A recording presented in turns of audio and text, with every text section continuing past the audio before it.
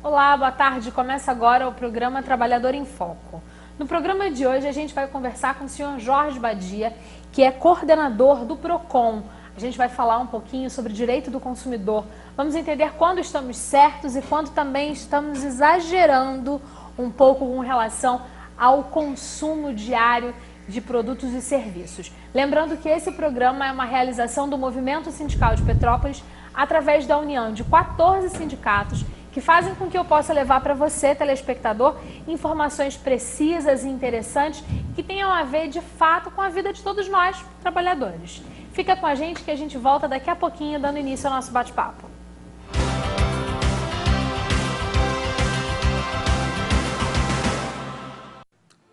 Olá, eu sou Osmar Prado e estou aqui para falar sobre algo muito grave.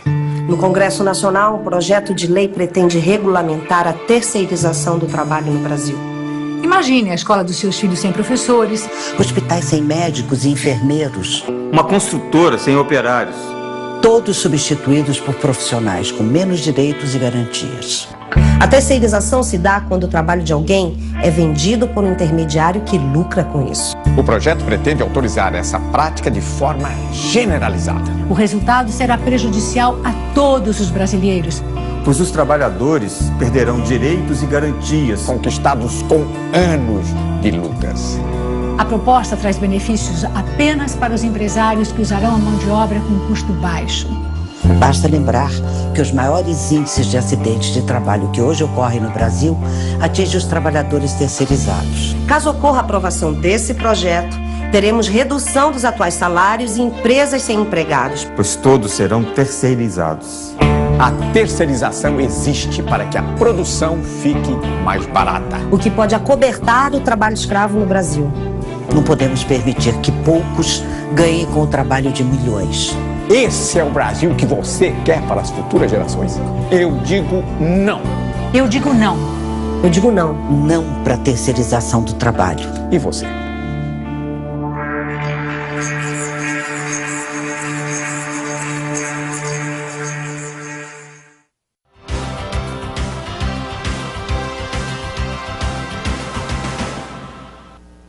Estamos de volta e vamos dar início à nossa conversa com Jorge Badia. Boa tarde, Jorge. Boa tarde. Prazer recebê-lo. A gente estava um tempão esperando a sua visita para falar um pouquinho sobre direito do consumidor. Para iniciar nosso bate-papo, queria que você falasse o que é direito do consumidor. Quando foi que, de fato, ele virou essa realidade? Ou seja, que a gente os consumidores começaram a entender os seus direitos. Carla, o consumidor passou a ser mais protegido já por ocasião da Constituição de 88, que no artigo 5º já prevê a criação de mecanismos e legislação específica no tratamento da relação de consumo, sempre protegendo o hipossuficiente, que é o consumidor, e pacificando essa relação. Mas os operadores do direito, eu, enquanto advogado, os órgãos, passaram a ter uma maior visibilidade e passaram a ser, vamos dizer, oficiais, a partir da criação da Lei 8.078 de 90, o conhecido Código de Defesa do Consumidor. Certo, que agora é obrigatório ter em todos os lugares. Exatamente. Esse Código de Defesa estabelece punições que chegam até mesmo à pena de reclusão ao mau fornecedor. Estabelece também alguns deveres do consumidor. Importante frisar isso. No nosso caso, PROCON de Petrópolis... Isso. O que é o PROCON? A gente falou de direito do consumidor, ou seja, que é esse conjunto de normas, né? E o que é o PROCON que a gente pode ir lá e pedir ajuda, né? Digamos assim. Isso. Os PROCONs, eles têm competências concorrentes, os PROCONs estaduais e os municipais. A maioria das cidades brasileiras hoje possuem algum sistema de defesa do consumidor. Petrópolis está na vanguarda desse processo. O PROCON de Petrópolis já existe há mais de 10 anos. Bem mais. Com o nome PROCON, porque antes era outro nome. Era o DECOM. E eles foram criados através de um decreto federal também, se eu não me engano, 281, que criou o SNDC, o Sistema Nacional de Defesa do Consumidor. Certo. E a partir daí estabeleceu as prerrogativas dos PROCONs estaduais e municipais e do Distrito Federal e possibilitou, abriu a porta para ou as assembleias legislativas municipais e estaduais ou os executivos municipais criarem o PROCON. No caso de Petrópolis, a prefeitura criou o PROCON, equipou o PROCON, e hoje ele se encontra vinculado à Secretaria de Fazenda do município. Então quem paga a conta para a existência do PROCON é a prefeitura? É a prefeitura, é o contribuinte. Certo. No caso, então, como é que funciona a estrutura física atualmente do PROCON Petrópolis? O PROCON Petrópolis, ele é composto por 10 estagiários, sempre da área de direito, afinal de contas a gente trata de defesa do consumidor. Ok. Todos estudantes das nossas universidades aqui de Petrópolis? Todos estudantes oriundos de Petrópolis, das universidades de Petrópolis. Bom, que é uma boa forma de incentivar. Não tem advogado que não tenha passado pelo PROCON quando estagiário, isso é muito legal. Uma supervisora, que é bacharel em Direito, uma advogada e eu coordenando, além dos fiscais. Hoje a gente tem um fiscal, mas vamos receber outro agora, para atuar em conjunto comigo e com a coordenadoria de fiscalização, sob o comando do secretário de Fazenda, para fazer intervenções pontuais em caso de denúncia. Certo. Onde é que fica o PROCON? O cidadão acha que ele pode ir ao PROCON? Onde é que fica, qual o horário de atendimento? Como é que funciona essa burocracia? Para depois a gente entrar no assunto do que é e do que não é. O PROCON fica na Rua da Imperatriz 264.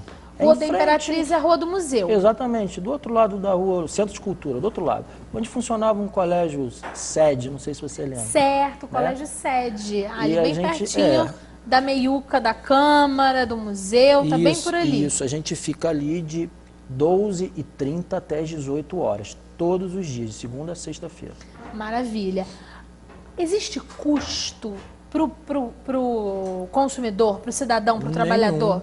Nenhum. É um serviço público? É um serviço público, o consumidor ele vai munido dos documentos. Isso que era a próxima pergunta, assim, o que eu, cidadã, quando for reclamar de alguma coisa, tenho que ter para conseguir reclamar? Porque não é só chegar lá e reclamar, né? Não. Tem alguma série de protocolos. Quais são esses protocolos iniciais? O consumidor, ele, a partir do momento em que ele se sente lesado em alguma compra efetuada ou passou pela rua, viu alguma situação que também configura algum risco para ele ou para demais consumidores, ele vai lá com os registros que ele tiver. No caso de uma compra em que o produto apresente um defeito e a loja não queira trocar, leva a nota fiscal, notinha do balcão, o telefone da loja, identidade CPF, vai ser atendido por uma das estagiárias que vai abrir uma ficha.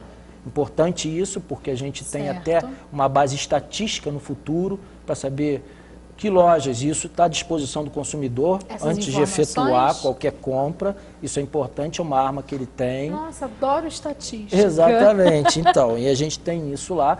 E a gente vai tentar solucionar de forma pacífica, conciliatória, naquele exato momento o problema dele. Cada estagiário tem uma linha de telefone, tem os telefones e os contatos de quase todas as lojas que são obrigadas a atualizar esses contatos junto ao PROCON, e ele vai ligar. Comprou uma televisão, a televisão está com um defeitozinho e ele não quer mandar para garantia, quer trocar porque ele comprou naquele dia, chegou em casa e está com defeito. A gente consegue resolver. Em 90% dos casos, você liga para o gerente da loja, ele manda entregar outra televisão e pega aquela. E aí vou fazer uma pergunta bem prática. Provavelmente esse cidadão chegou lá na loja e falou assim, minha televisão está com um probleminha, chegou hoje, eu quero trocar por outra aqui na loja. Com certeza o gerente falou assim, não, a gente não pode trocar, você tem que ir para garantia. Aí ele foi no PROCON e o PROCON fez essa resolução que você está dizendo, que estatisticamente quase 90% se resolve ali. Por que você acha que o empresariado ainda não resolve diretamente com o consumidor, que tem essa coisa da necessidade do PROCON? É porque o PROCON, se você não resolver ali, o que acontece? Carla, é difícil, né? Difícil é uma responder. Questão cultural. Certo. É uma questão cultural, infelizmente, porque o comerciante, grande parte dele ainda vê o consumidor não como um parceiro. Às vezes encara ele como um inimigo, o que é errado, maléfico para o próprio comércio, para a própria atividade econômica dele. Então você, a partir do momento que você precisa de um órgão, você gasta dinheiro do contribuinte para você intermediar e para você intervir em favor do consumidor, isso é ruim para toda a sociedade. Quando você disse duas palavras específicas, intermediar e intervir. Intermediar é quando consegue solucionar. Intervir é quando vai para um segundo plano, né? Se o dono da loja, o gerente, falou que não pode trocar a televisão, que passo que o PROCON toma para poder dar continuidade a a possível solução desse problema? Exatamente, você falou correto. O PROCON, a princípio, o papel dele é de educar ambas as partes. Mas o PROCON, a gente não pode esquecer que o PROCON é pró-consumidor. Ele é o advogado do consumidor. Ótimo. Então, num primeiro momento, a gente faz como um pai faz com dois filhos que brigam. A gente procura apaziguar. Agora, se não der certo, a gente tem que botar ordem na casa. O que é botar ordem na casa? Falar com aquele fornecedor. Olha, você está errado. Você vai agora trocar esse produto. Lógico, se o consumidor tiver razão, sob a luz da legislação vigente. Certo. Você vai trocar esse produto? Não, não vou trocar. Então, a gente abre um procedimento. A gente pode chegar a autuar aquela empresa e a gente pode chegar em casos extremos, além da multa, a ajuizar uma ação em nome do consumidor, para que ele, perante um juiz de direito, ele ressarça o consumidor e muitas vezes ressarça também até no plano imaterial, ou seja, através dos danos morais. A gente não quer fazer isso, mas se for necessário, a gente tem dever de ofício de fazê-lo.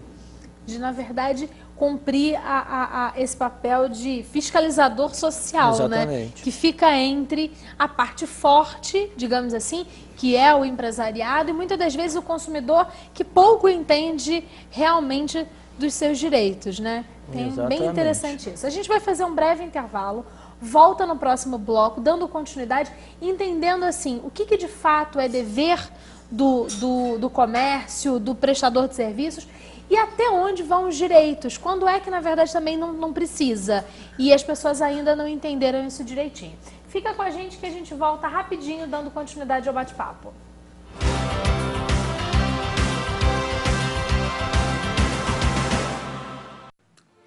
Olá, eu sou Osmar Prado e estou aqui para falar sobre algo muito grave. No Congresso Nacional, um projeto de lei pretende regulamentar a terceirização do trabalho no Brasil. Imagine a escola dos seus filhos sem professores, Hospitais sem médicos e enfermeiros, Uma construtora sem operários. todos substituídos por profissionais com menos direitos e garantias. A terceirização se dá quando o trabalho de alguém é vendido por um intermediário que lucra com isso. O projeto pretende autorizar essa prática de forma generalizada. o resultado será prejudicial a todos os brasileiros. Pois os trabalhadores perderão direitos e garantias. Conquistados com anos de lutas. A proposta traz benefícios apenas para os empresários que usarão a mão de obra com custo baixo. Basta lembrar que os maiores índices de acidentes de trabalho que hoje ocorrem no Brasil atingem os trabalhadores terceirizados. Caso ocorra a aprovação desse projeto, teremos redução dos atuais salários e empresas sem empregados. Pois todos serão terceirizados. A terceirização existe para que a produção fique mais barata. O que pode acobertar o trabalho escravo no Brasil. Não podemos permitir que poucos ganhem com o trabalho de milhões. Esse é o Brasil que você quer para as futuras gerações? Eu digo não. Eu digo não. Eu digo não. Não para a terceirização do trabalho. E você?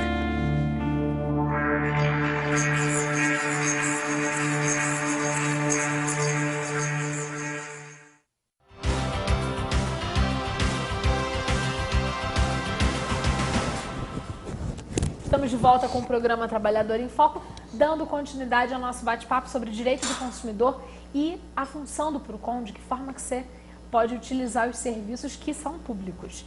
Dando continuidade ao nosso papo, queria que você explicasse quais são as principais questões que chegam até o PROCON e que, na verdade, não são causas necessárias, ou seja, que o consumidor acha que tem direito e que, na verdade, ele está errado, porque, na verdade, não. Por exemplo, a gente comentou antes do programa começar a questão da troca. Existem troca de roupa, troca de produto. Existem outros tipos de solicitações que são inadequadas? Essa questão da troca de roupa ou de algum produto por uma questão pessoal, ou não serviu, ou não gostei da cor, ou tá grande, tá pequeno, o consumidor ele ainda confunde muito isso. Essa troca ela é uma liberalidade do comerciante. Lógico, é aquela questão que a gente falou, comerciante inteligente, troca. Certo. Mas o comerciante que se recusa a trocar, ele não está infringindo a lei, desde que ele coloque as condições de troca, a cor que ele pode trocar ou não. Geralmente a gente Em vê... loja de mulher tem sempre aquela coisa assim, não trocamos peças brancas. Isso. Se isso estiver fixado em local visível, com clareza suficiente para o consumidor, ele pode exercer esse direito dele de não trocar. Agora, é diferente do vício do produto ou do defeito do produto. Se ela chega em casa e aquela peça de roupa está com um furinho, ele tem que trocar. Não é consertar, ele tem que trocar ou devolver o dinheiro. Então, eventualmente, aparecem consumidores lá e o PROCON se presta a isso também, a ensinar, explicar ele e ficar de portas abertas, porque ele pode voltar com outro problema. Certo. Então, a gente não fecha o guichê e fala, não, você não tem direito. A gente abre o Código de Defesa do Consumidor, vai à minha sala, que eu explico para ele. Quer dizer, o consumidor é nosso cliente, nosso amigo, nosso protegido. Maravilha. Falando em cliente que é consumidor, que é protegido, vamos falar de comida, porque é com certeza um dos serviços mais prestados, né? A gente está falando de todo mundo come várias vezes por dia e nesse contexto entram os supermercados, entram os restaurantes, lanchonetes e padarias e a gente anda passando por um momento de bastante fiscalização. Como é que é esse processo? É uma parceria do PROCON com a Vigilância Sanitária, o contrário? Como é que é isso? Carla, uma das determinações, quando eu cheguei ao PROCON, cerca de 3 meses, pessoalmente do prefeito Rubens Bontempo e do secretário Patulé, nosso secretário de Fazenda, é que através da coordenadoria de fiscalização, nós agrupássemos PROCON, Vigilância Sanitária e posturas para que a gente fizesse intervenções justamente no sentido de inibir e defender o consumidor em questões, como é que eu posso dizer, mais graves, porque a gente está falando de saúde. Exatamente. A gente não está falando de uma televisão, a gente está falando de um... É muito pior, é muito mais sério. Comida podre, carne azeda, carne no chão, não pode. Então o PROCON, é uma visão pessoal minha, eu aplico isso junto com os meus fiscais, ele procura sempre fazer esse tipo de fiscalização com caráter pedagógico, educativo, orientativo. Mas se você chega em um supermercado com esse intuito de orientar e você se depara com uma ratazana passando debaixo de uma prateleira ou com um grupo grande de freezer desligado, com temperatura ambiente, você corre o risco de estar até prevaricando se você não fizer uma intervenção ali, naquele momento. Então eu tenho que fechar. Lógico que em contato com o secretário, em contato com o chefe da operação, da coordenadoria, com a vigilância sanitária, que tem técnicos que são gabaritados para isso, a gente fala, olha, a situação que a gente constatou aqui não é de autuação, não é de conversa. É de autuação e de cassação de alvará, ainda que temporariamente. Então, às vezes, as pessoas, alguns confundem, falam, não, mas vocês estão sendo muito rigorosos. Não, isso é uma questão de saúde pública.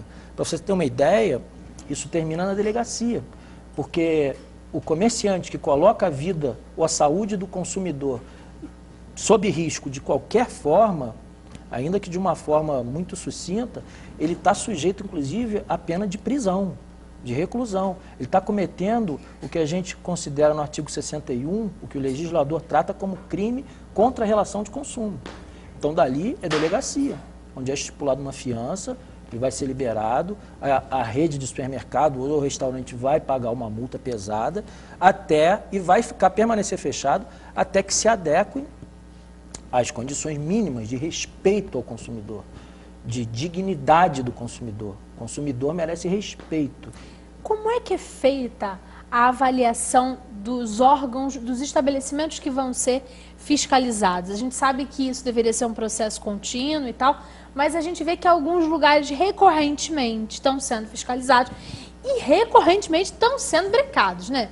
uma pastelaria do Xing Ling, que a gente não pode falar nome, né? Vive a pastelaria lá com as carnes estranhas. O consumidor também erra em continuar consumindo de um lugar. Mas como é que é esse processo? Por que escolheu o X, o Y e não foi fiscalizar o outro? Como é que é isso? Como o PROCON, depois eu vou te explicar por quê, o PROCON hoje ele não possui número de fiscais, são fiscais competentes, gabaritados, mas a gente tem hoje um número reduzido. Um quantitativo pequeno. Pequeno. Certo. E o nosso secretário, Patulé, já está providenciando mais um fiscal pro PROCON. Que então ótimo. a gente não pode estar em todos os lugares ao mesmo tempo. Claro. Então a gente age principalmente através de denúncia. Ah, então ótimo. Então se eu, consumidor, fui num restaurante, fui num estabelecimento de alimentação, comi e passei mal, eu devo informar ao PROCON e aí, por conta disso, num próximo momento de fiscalização, esse estabelecimento pode estar mais na frente da fiscalização, digamos assim. Você pode ligar para o 2246-8469. 2246-8469. E deixar a sua reclamação lá. Pode ir pessoalmente à Rua da Imperatriz. Logicamente que, como você falou, a reincidência agrava a situação. Eu posso dizer, nós fomos no supermercado Charme na semana passada. O Charme foi fechado. Isso mesmo, está em todos os jornais, a gente não está Foi fazendo fechado nada de feio aqui. Porque realmente não atendia naquele momento condições de funcionamento e de dignidade para o consumidor sem correr risco à sua própria saúde. Muito bem, o gerente se comprometeu a cumprir determinados requisitos, determinadas condições que nós deixamos por escrito no auto, na autuação ao supermercado. Certo. A coordenadoria voltou lá 3 dias depois, verificou que ele tinha cumprido parte. Portanto, parte da interdição foi suspensa. Outra parte, 30 metros de freezer, ainda estão sem condição de funcionamento. E não vai funcionar enquanto não estiver atendendo todas as normas técnicas da BNT, temperatura, porque senão continua em risco. Se ele não consertar em 30 dias, estou falando do exemplo dele. Claro, não sei claro. nem se é esse o prazo até porque, realmente. na verdade, a gente está no momento em que a gente teve várias lanchonetes, restaurantes, Isso. né, mercados, a gente teve um mercado grande, né, por Exatamente. tempo fechado. Por conta dessa interdição dele e de qualquer outro, já foi lavrado um auto de infração, já foi emitida uma multa, já foi lançada uma multa que ele vai ter que pagar, independente da reabertura do negócio. E, respondendo a tua pergunta, é o 0V0? Continua, vai ser cassado o alvará, definitivamente. Porque você não tem também condições, além de ser um desrespeito à própria autoridade pública. Certo, adorei esse termo. Não é? Porque eu acho um desrespeito também a isso. Exatamente. Vai fiscalizar uma vez, ele é autuado, ou, né, o nome que queira se dar. Se uma não vez está aprende, errado, 2 está errado, 3 está errado, para com isso. Para com isso. Dá lugar para outro fornecedor Exatamente. que tenha mais respeito pelo consumidor, principalmente pelo consumidor mais carente. Que precisa daquele alimento que normalmente é o mais barato, que está numa localização que tem a ver com o mercado, com o público. A gente está falando de centro histórico, mas é impressionante como é que o centro histórico, o mercado, numa extremidade do centro histórico, é diferente do cliente da outra extremidade. E a gente fala como é impressionante, como é que o Obelisco é quase que um marco que divide a nossa cidade, ali no centro, né? Assim, do lado de lá, do centro, do lado de cá, perto da estação da Leopoldina, né? Do terminal de integração. Como é que é um público mais carente, é um público com menos instrução, sem ser de forma alguma preconceituosa qualquer termo, não. A gente está acostumado a perceber que é um cliente diferente. É verdade. E aí o Charme está bem lá daquele lado, né? Diferente do Terê que está lá do outro lado e que eu nunca vi o Terê tendo algum problema. É verdade. Né? Infelizmente a gente tem que ser honesto. Honesto com a realidade. Existem 2 mundos, sabe? Quem tem menos, pode menos. Mas com o PROCON pode muito mais falar, reclamar. Muito mais, entendeu? Eu, em uma dessas operações, eu discuti com o gerente, não vou mencionar o nome do estabelecimento, claro, mas eu perguntei, escuta, se esse supermercado estivesse na Barra, porque eles têm filial na Barra da Tijuca, ele estaria nesse estado? na Barra da Tijuca, ali na Avenida das Não Américas. ia. Nunca, nunca. É verdade, é muito Entendeu? triste. É triste isso. Determinados produtos que você encontrava, que se você vai à população da Barra da Tijuca e mostra aquele negócio verde, cheio de... A pessoa acha que é uma bomba, sai correndo, chama a polícia, desce helicóptero, vai a core, o Quase bote, isso. entendeu? Então essa é a determinação do prefeito. A gente se aproximar cada vez mais do mais carente, da população mais carente, e respondendo a tua pergunta, como é que eu posso sanar ou minorar esse problema de quantitativo de pessoal? Estando mais perto. A gente pretende estar no calçadão do CENIP, principalmente em épocas de compra. Ótimo. Isso é um alerta para o comerciante, isso não é para atemorizar o comerciante, é para a gente dizer que a gente está ali.